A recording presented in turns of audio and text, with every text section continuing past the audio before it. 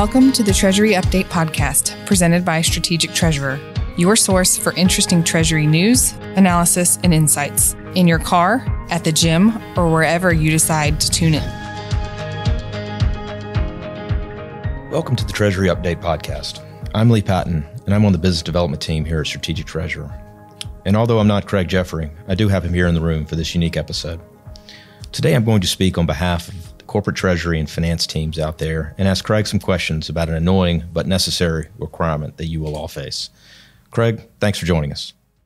Yeah, well, it's good to be here with you, Lee. Great. It's good to be here with you, Craig. As everyone knows, it's tax season, and that means deadlines are approaching for getting some less than enjoyable tasks complete. One particular requirement that often looms over the to-do list of treasury and finance teams this time of year is FBAR filing, or the Foreign Bank Account Reporting. Craig, could you just share a little about what FBAR is, who oversees it, who is impacted by it, and why has it become a regulatory requirement for corporations in the United States? Yeah, so foreign bank account reporting has been in place for quite some time, and it originally started out with trying to protect against money laundering, putting money in offshore accounts that wouldn't be reported back to the U.S. So it was for evading taxes, and so this reporting would provide a method of capturing that information so that it would be harder to avoid taxes that were owed and due. But with the growth and expansion of terrorism and the country's focus on fighting terrorism, one way they do that is to track payment movements and how money may move between shell companies. The FinCEN rules that they put in place to follow the law were to protect against terrorism as well. So not just money laundering, but terrorism. So if there are terrorist activities and you can find who participated in them, you would be able to have a trail back to who was funding that terrorist activity. And so those are a couple of the reasons. You can go to the FinCEN site and see quite a bit of information about that. But those are some of the core elements of why FBAR exists. And so that there's still the ongoing need for individuals to file for foreign accounts they have when they have their own financial interests. But there's also a requirement for companies to file, and it's been for some time now, and then for those who may have no financial interest. So you don't have a financial interest in a particular account, but you're a signer. Maybe you're in the Treasury group, and you're a signer on accounts in countries other than where you live, or you're you fall under the requirements to report balances and who can enact transfers on their own or with other people. Okay, great. That's some helpful background. I'm curious about the actual process, though, required to fulfill the requirement. What all is entailed in that process of the FBAR filing? That's a big question. I'll try to start off really high level. Some of the individual requirements and some of the corporate requirements. If you're a signer for a company or you have access to the online system and you can initiate or approve, either by yourself or with somebody else, the movement of funds, you're now wrapped up in this. And what you have to do is on your own personal tax filing, you have to fill out and comply with the requirements for posting and sharing that information on your forms. There's also some additional information that you have to file. You're required to file as an individual for these accounts and this activity where you don't have financial interest. The enforcement's much more strict and rigorous on the individual side than on the corporate side. Yet the rules do allow for a very vigorous enforcement. So from an individual basis, you have to comply. You have to identify that you're responsible for it on your tax form, and you have to file those reports. There's ways to submit those. So you would need to submit those to FinCEN. That would be an individual requirement. So that there's a lot there, but I'm saying that very simply. On the corporate side, there's a responsibility for the corporation or the entity structure that you have to file which accounts, which entities are required. There's a whole set of rules for what falls under the domain of who has to file. And then you're filing information about banks, signers, high balance for an account over the course of a year. This information is grouped together, and there's two methods of filing it. One is what they would refer to as a smart PDF, where you're typing information in or doing a lot of copy pasting. And the other is using a file form. It's not the most advanced structure or layout, but it's a form where you can put the data in and submit that. So in both of these cases, whether you're using smart PDFs or whether you're using file format that they have required, that has to be loaded into the system. You load it into the test system, make sure it works. And then when you do your final filing, you load into that system. And filers, you're going to look at the authorized filers would be, CPAs, lawyers, or some of the tax preparers according to the IRS definition. That's really kind of a high level. There's quite a few steps on the corporate side to find the data, to identify the signers, to pull that information together, to apply the exchange rates that FinCEN requires that you use to determine the levels, and then file. And then after everything's filed, there's usually a confirmation process you want to record that and maintain good records in an archive in case there's any questions about this. Ostensibly, 5 or 6 years down the road, you're going to get questions, and the people that have done that may have forgotten. So it's really important to close the loop and make sure everything's well documented. Interesting. It sounds like it's not so much a complicated process, but it does sound like it's tedious and time consuming. Craig, you've been advising corporate treasury teams for decades. What are some of the leading practices you've seen over the years when it comes to satisfying this and other regulatory requirements? Is there a recommended route to managing these necessary but undesirable projects? Well, I think it depends on the particular organization. You can break things out different ways. Do you have a sizable treasury group? Is your bank account management process defined and assigned to people? Another way to look at it is, do you want to do certain tasks inside your organization with your resources, or outsource those, have someone else help with those? Those are a couple key elements that people need to consider when they say, how do we manage these, I think you said necessary but undesirable? I mean, it depends on the process, right? If you have to do this once a year, it's a headache. Like we have a group that does this, and they find it quite interesting because they're doing so much, and you gain familiarity, and some of the challenges become easier when you automate things and manage that. But from a rule of thumb basis, if you have a couple accounts you still have to file, it's very simple. You may find it easier to just use the smart PDF form, fill that stuff out. If it's very simple, let's say your company with a few accounts, maybe 1 or 2 overseas that fall prey to that, and a couple signers, it's probably going to make sense for you to do that yourself. It might be involved. It might require you staying current on things, but that may prove to be worthwhile. Now, others want someone who's well-versed in it, stay current with it. And so they may not have a lot of activity, but they're going to want to use a partner who understands the rules, keeps current on it, gives them guidance, can clean the data, test the data, validate the data against last year's data to make sure you're not missing information, and then run the whole process of preparing that for filing. Yeah, that makes sense. Obviously, what you mentioned is important is that process, and the importance of establishing that in-house or with a team that an outsourced team that already has a process in place. I want to dive in just a little bit on both of those options. I know many have been meeting this requirement for years, and some have good processes in place that they are happy with, while others remain frustrated and might be looking for a better way to handle the headache. And just thinking about our listeners, there may be some who are dealing with this for the first time. So this will be helpful for them to tell me a little more about the typical frustrations people face when trying to manage this process in-house with their own team. Who generally bears that burden? What type of disruptions do they face? And what are the major pain points people face with this FBAR filing process? Yeah, most people view it as a pain or a headache. I mean, I'll tell you, we've referred to it as the headache removal, part of our headache removal services, right? There's things that have to be done. They're essential. There's a huge risk if you don't get them right, but they're a pain because you don't have someone focused on it all the time. It's usually isolated to certain types of activity. And so who does it? I would say there is we've taken survey and we've run polls and surveys and figured out who's actually doing it. It's usually divvied up between the tax and Treasury. Treasury always has to participate because they're providing high balances no matter what. They're usually keeping track of all the signers, and so they're responsible for a huge chunk of it. Tax, if it's separate from Treasury, may be responsible for tax filing. And usually there's a bit of a battle, not to take on the responsibility, but to push it to the other area. Because who would want to do that? Like, who would want to, to do this filing, to communicate with people, to validate the balances and send it in? And so it's it's a mix, and Treasury probably does it the predominant amount of time, probably a little bit over half. Taxes next, and then there's some other groups that end up doing this. And this is you said, what are the frustrations? Here's a couple of the frustrations that can come up. Oh, who are the signers? When were they authorized to sign?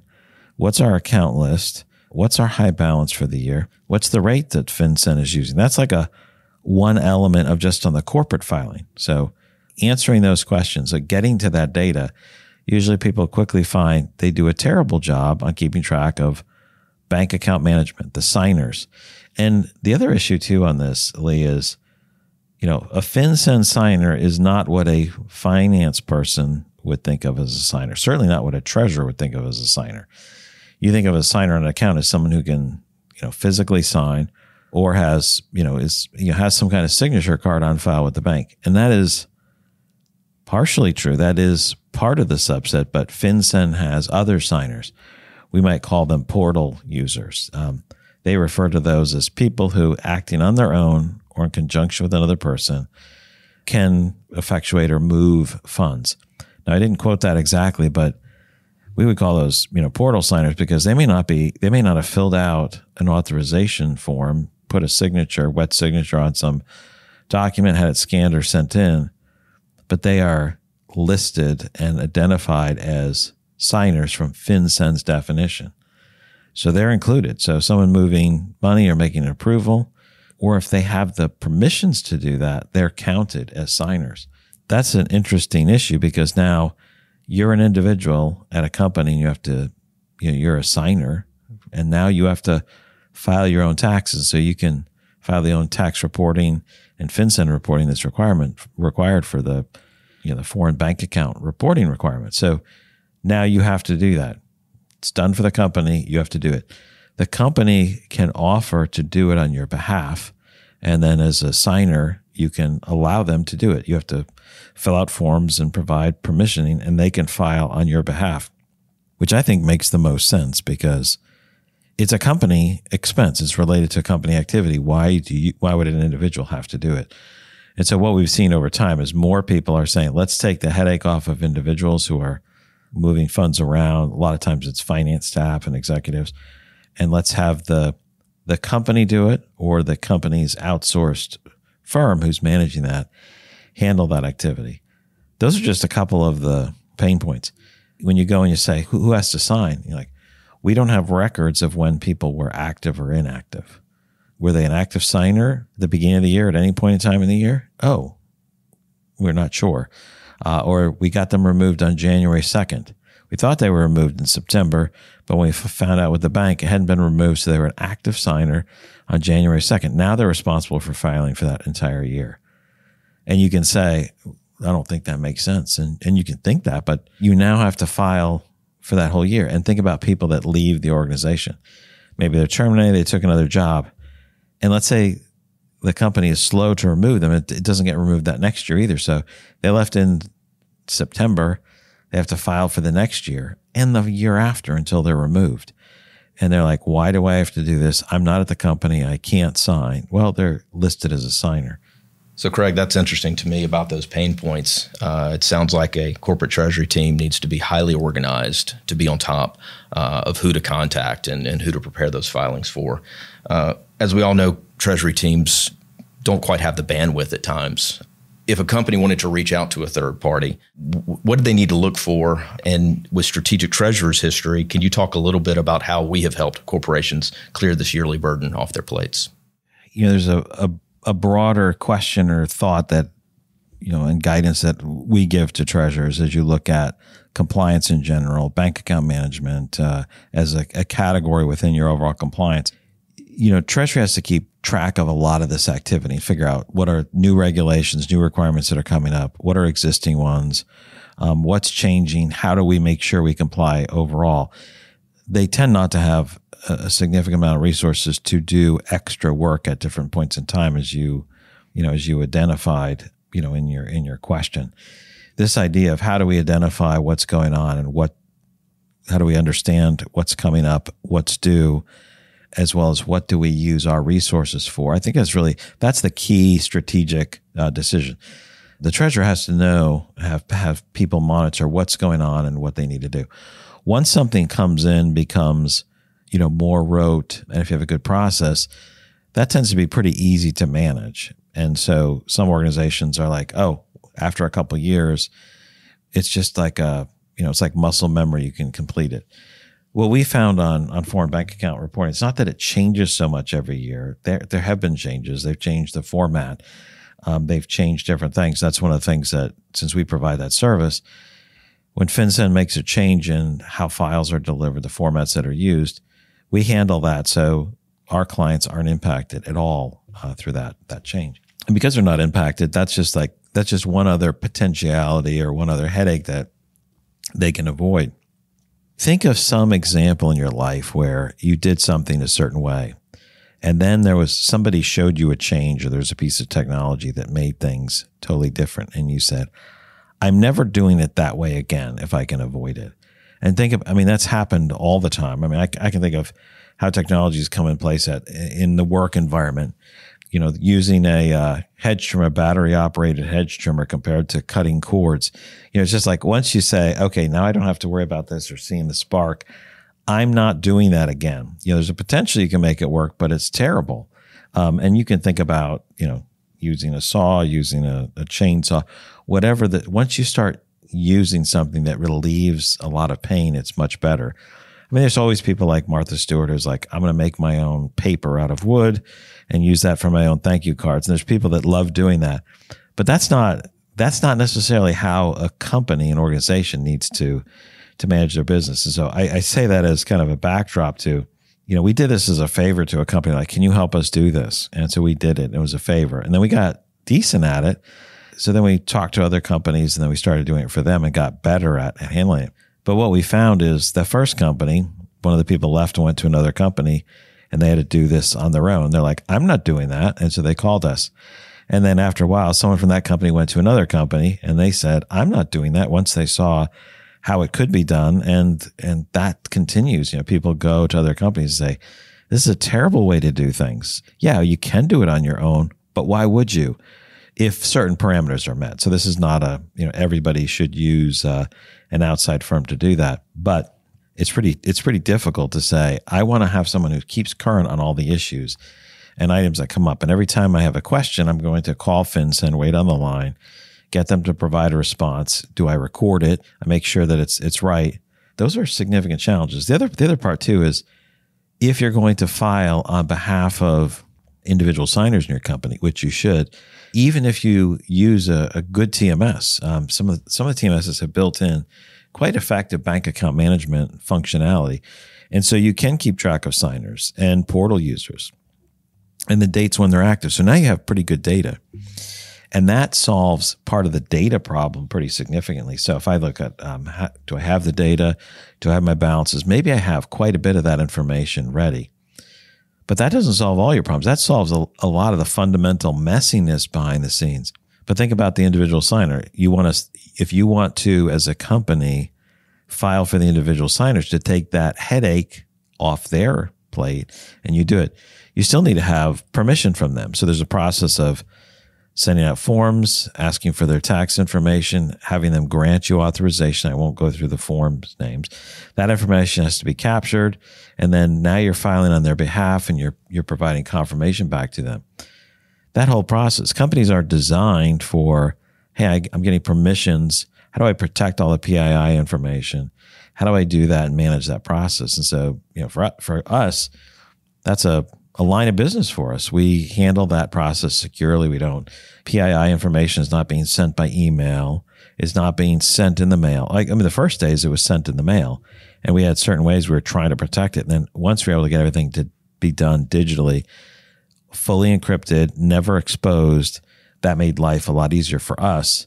But the whole time it took it out of, a company's list of challenges. It's like, you have a lot of things to be done. And there's not processes set up in companies to handle all of that. The tools that exist help with the quality of data. That really speeds the process and helps the companies.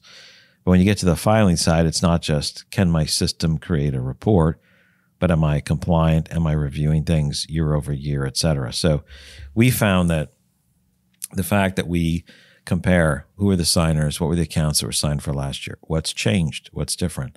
Is there anything that's a discrepancy? We handle the whole process for the individual signers. We'll take the data, review it. We'll also not only compare it to prior years, but we'll also run it through the FinCEN test system, and then we'll provide the setup. And then after that, how do you maintain this data? Because you have to maintain this data for 6 years. We maintain it longer than that for companies, but we put it in an archive, make sure they have access to it. But since it has PII information, it also has to be very secure and very locked down so that you don't have multiple people being able to access that type of information. So those are some of the reasons, Lee, why people use an outside service. We also get questions all the time. Is this person a signer? This person has power of attorney. Are they a signer? Well, they have power of attorney. They could sign, but they would have to gain signature capability at the bank. They have the ability to sign to approve signers on accounts. Are they signers? No, FinCEN says no, because they're not currently signers. If they assign themselves or if they are assigned the rights, then they become signers. So there's all these rules. You don't want to include people that don't need to be included, and you certainly don't want to exclude people from signing that need to be included because there's penalties. So being able to manage that process effectively makes people sleep a whole lot easier. That's really great information and perspective, Craig. I tell you what, your analogy with the trimming hedges and the extension cord, that brought back nightmares from my teenage years. Given that we're only 6 weeks out or so from FinCEN's filing deadline this year, I know we've put together an incentive for corporate treasury teams who are looking for some relief on the FBAR front. What is Strategic Treasurer offering between now and April 15th?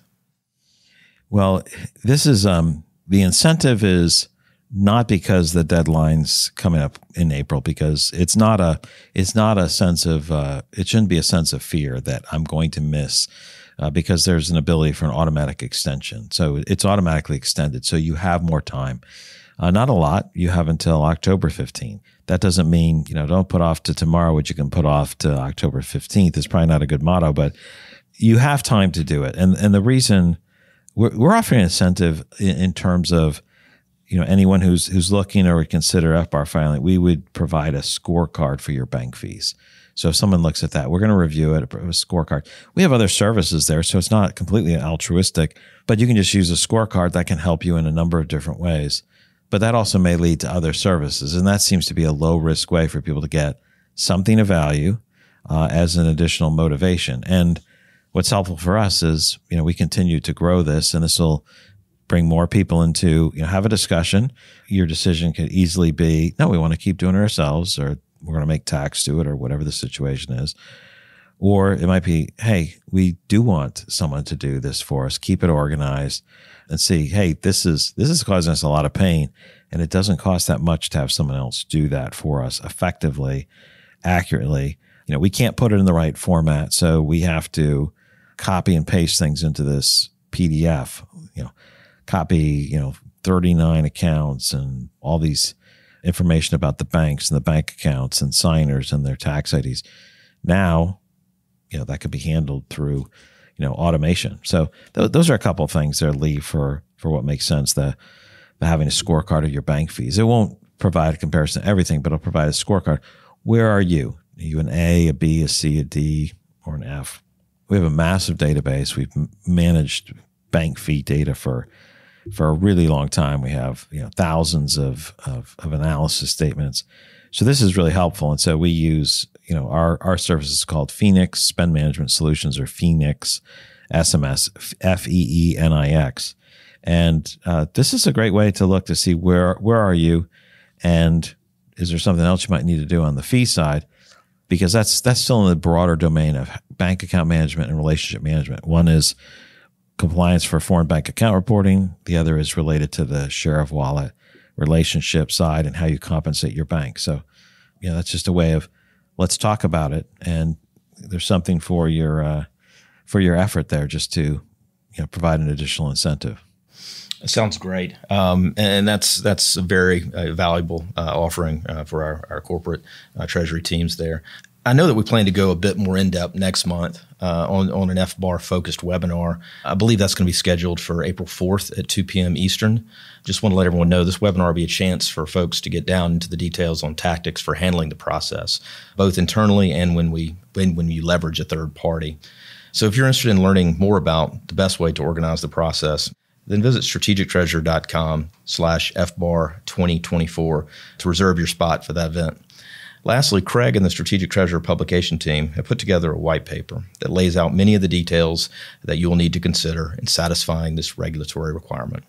If you'd like to download your free digital copy of that report, please visit strategictreasurer.com/FBAR paper. Thanks, Lee. Appreciate it. When you talked about the links, the two were, they're both strategictreasurer.com/FBAR2024 and FBAR paper. So those are pretty easy to remember. Thank you, Lee. You've reached the end of another episode of the Treasury Update Podcast. Be sure to follow Strategic Treasurer on LinkedIn. Just search for Strategic Treasurer. This podcast is provided for informational purposes only, and statements made by Strategic Treasurer LLC on this podcast are not intended as legal, business, consulting, or tax advice. For more information, visit and bookmark strategictreasurer.com.